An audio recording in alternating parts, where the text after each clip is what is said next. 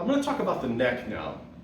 The neck is the part really that goes from here all the way over and up and around, sits over here. It sits on top of the body here.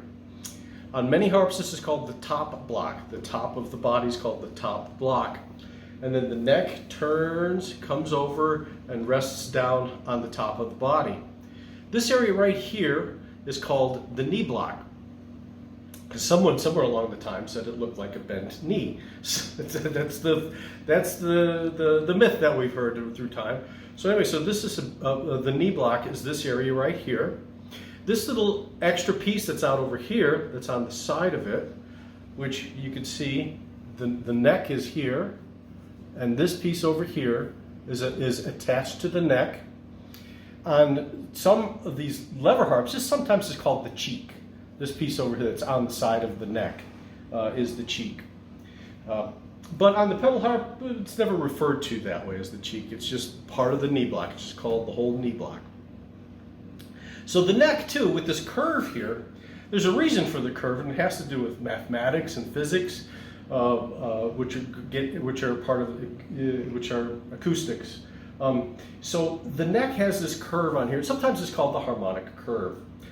On the neck, there are many different parts. The one that's farthest away is actually this top row up here that the strings are attached to and wound around. Those are called the tuning pins. Some people call them tuning pegs. Mostly, I usually refer to them as tuning pins. Below the tuning pin is a row of parts that are called bridge pins. Sometimes they're called string posts or string nuts. Technically, they really are a nut. On musical instruments, the nut is below the tuning pin as it begins the speaking length of the string. Like on a violin, there's the tuning pegs, and then below there they go across a nut, and then they reach over to the bridge. Same thing on a guitar. The guitars have nuts too, right up there at the top.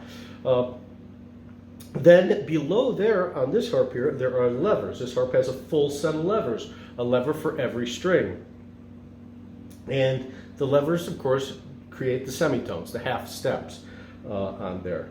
Levers are usually mounted with screws, so sometimes if they get loose, you just tighten them up. It might be a good idea if you have a lever harp to occasionally take the tool that fits the screw in there and actually check it and see that it's tight. That's a very common thing. The tuning pins on harps vary in actually the way they're made. On this particular harp here, the tuning pins are actually threaded. They're kind of like screws, and eventually they will screw themselves through. So you have to check with this manufacturer about what kind of tuning pin it is, what style of tuning pin you have, to manage them correctly. Now, the neck, believe it or not, the neck actually gets pulled down over time. It looks like it's a stable thing. Over here on the pedal harp, the neck gets a little bit more complicated. There's a few more parts on here. As the neck curves and turns back, it comes into the knee block again. On top of the body here, on most pedal harps, there's this brass ring. This is referred to as the knee cap. You have the knee block and then the knee cap. This cap has a purpose. It helps hold it in place, add some structure, and looks good too. It's a nice trim piece. So on here too, we have the top row here where the strings are attached and wound around. These are tuning pins. Below the tuning pin, these are all referred to on pedal harps as nuts. So these are different nuts, different sizes, different shapes, all the way up here. Down here, these are sometimes called stationary nuts on the wire strings, and sometimes, depending on the manufacturer and the model and the vintage, the year that it was made, these string nuts can extend down a little bit. These stationary nuts can extend down a little bit farther, but these just basically kind of screw right on in, and they're stationary. Whereas these here, starting here on this model, on this harp, all the way up to the top, all of those string nuts have two screws in them, and they're called adjustable string nuts. So they actually can be moved up and down, which is used for the intonation control, for the pitch control, and for positioning of the string. So that's what these nuts do. Then the string passes below the nut. It passes through on harps through the action and what we refer to as discs. Now, this whole apparatus that's mounted on here, this is all one piece, so to speak. I mean, the sub parts, but this can all be taken off of the harp. And this piece here is called the action. In Europe, sometimes it's usually referred to as the mechanism, and in the United States, more and more it's been called the mechanism. It's the business. It's the mechanical stuff that changes everything, changes all of the pitch. So it's a very complicated piece of work.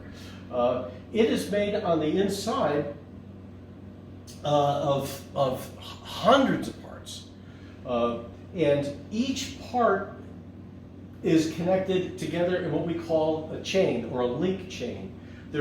For this E here, there is a link that comes over and grabs onto it.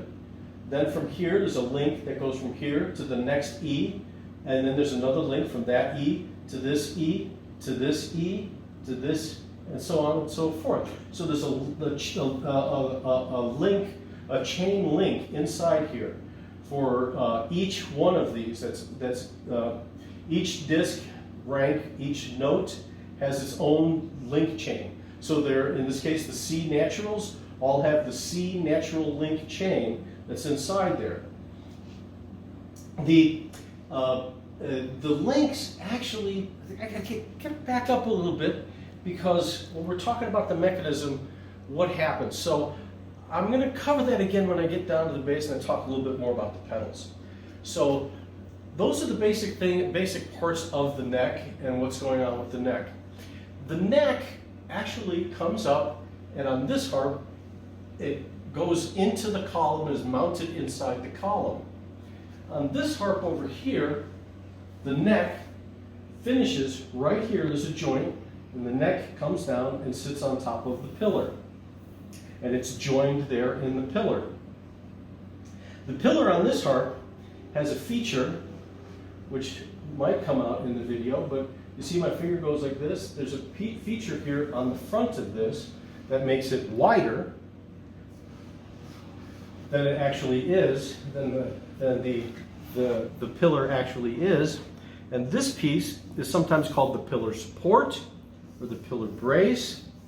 That's just to add, that's not just there for looks, it's actually there to help hold the pillar from warping. So with all of this pressure that's on the harp, it needs protection.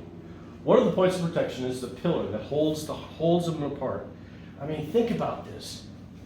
This harp with these strings pulling up and these strings pulling down, this is over 2,000 pounds. This is about 2,200, maybe 2,400 pounds of pressure pulling down on this. So the column here is, this really wants to come down to the body. So this column over here is acting like, it's like Samson, you know, holding this neck up, just trying to keep it up there. So there's a lot of pressure on this. Not only is there pressure coming downward, but if you think about it, the strings on harps are only on one side of the neck. So the neck is not only getting pulled downward, and the body conversely is getting pulled upward, but in this view, we're going to think about the neck getting pulled down. It actually is getting pulled a little bit over, too. It's actually got a little bit of pressure getting pulled this way.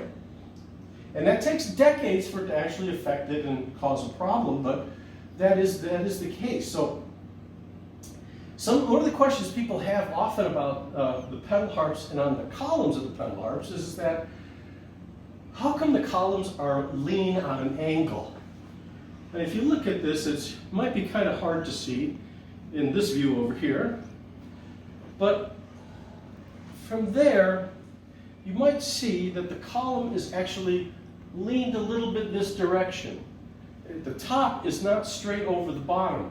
Well, the reason for that is that the strings are straight. The column is leaned a little bit, so that otherwise, if this were the strings and the column were straight up and down, they'd be like this. So the column has to be leaned over a little bit so that the strings are straight. That's really important in the harp, because when the strings are coming out of the soundboard straight at 90 degrees, that's asymmetry. That's a nice even spread of that pressure. So when that pressure is spread out nice and symmetrical on the soundboard, That's good. Now the column, it does put some asymmetry on the column, but columns are made really strong. Look at them. They're the biggest, strongest structural component on the harp.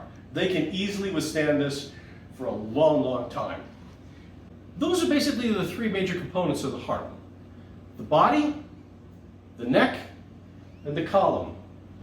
Now there are some other parts that go into this too.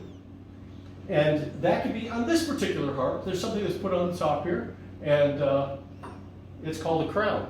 It's mounted on top of the column. It's not actually part of the column. It can be taken off, put on. The harp functions perfectly well without it. But crowns are nice features on pedal harps, I find. Over here on the lever harp, we have another part. We got our three major components: the body, the neck, and the column, pillar. But down here at the very base, we have another part here. And this is called the bass. Not all harps have basses. Some lever harps actually don't need a bass. They just work perfectly fine like this. Without the bass serves a couple of functions. The major one is to keep that all something for all of this to sit on, so that you don't damage the actual body or damage the column. The bass also usually has feet mounted on it. The feet are, of course, something to hold the harp up on, so that it doesn't just rest on the floor. Sometimes harps have legs. Instead of feet, they have legs, which just screw in. Usually they just screw in. A note that I have to tell you about feet, and the feet are also on the big pedal harp too. Feet come loose. They will come loose, especially the more you move it, the more they get jostled and they get moved around. Most of them are mounted on with screw. You just need to tighten the screws to keep them snug. I actually suggest that just every once in a while you lay your harp down and check to see that those feet are tight. If they're loose, tighten them. If the screw gets stripped, you have to deal with that. I won't get into that here, but if the foot is loose, that's when they break. When feet are tight, when they're on there tight, they do not break, they do not crack, unless the harp is abused or it falls or something like that. Loose feet actually crack. When you think about it, this is the foot. If my hand is the foot and I put a screw through here and it's nice and snug, nothing moves. But if this starts wiggling back and forth, the wood, the screw actually acts like a pry bar and splits the foot. Okay, so you don't want them loose. So that's basically it on these harps. The bass too, by the way, the bass on the lever harps, most lever harps, this column, this pillar, this pressing down is actually touching the bass on most of them, and actually is pushing on the bass, which is it's a nice thing. And actually, the bass is actually helping hold the column up, and it becomes a structural component, not just an add-on component.